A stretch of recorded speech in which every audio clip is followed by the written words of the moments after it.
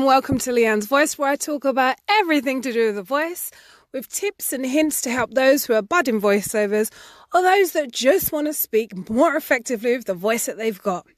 Now, I was looking at something in psychology today about the power of your voice, and do you like the sound of your speaking voice? Because many people don't really, and your voice often reveals or hints towards your life experience, your class, your education, social status, culture, development, psychological stance, a whole bunch of stuff.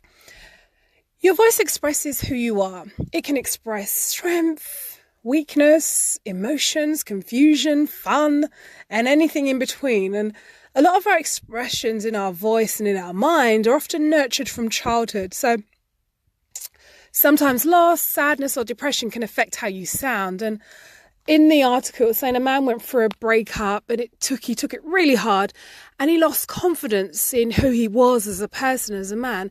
And it made him speak in a kind of low and weak voice. So your situations that you're in can really affect how you sound and even how you sound to yourself. And then there was another part in the article where there was a female client, and she was in her late 20s. She had this little girl voice, which is often what people call my voice, this little girl voice, that made her sound like she was a preteen. She disclosed that she was the youngest sibling in her family. She was spoiled as a babe, and she frequently got what she wanted by using her cute, little, adorable little girl's voice, and that's how she got what she wanted growing up. And then this underdeveloped voice worked so well for her in her youth that she never really evolved or grew out of it as a woman.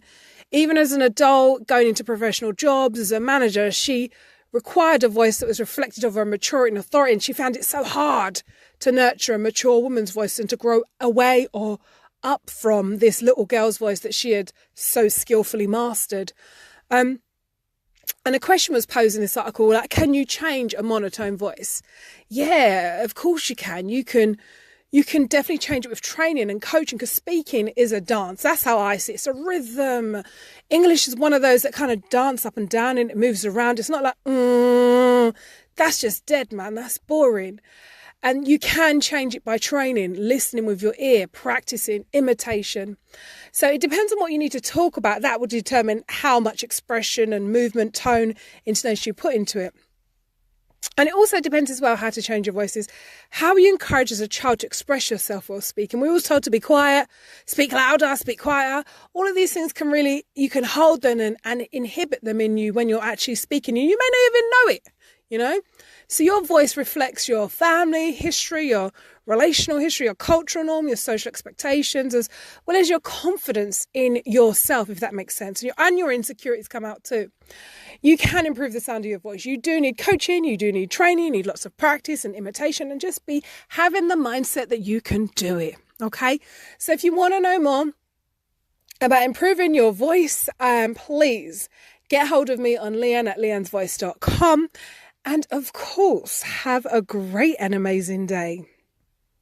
The podcast you just heard was made using Anchor.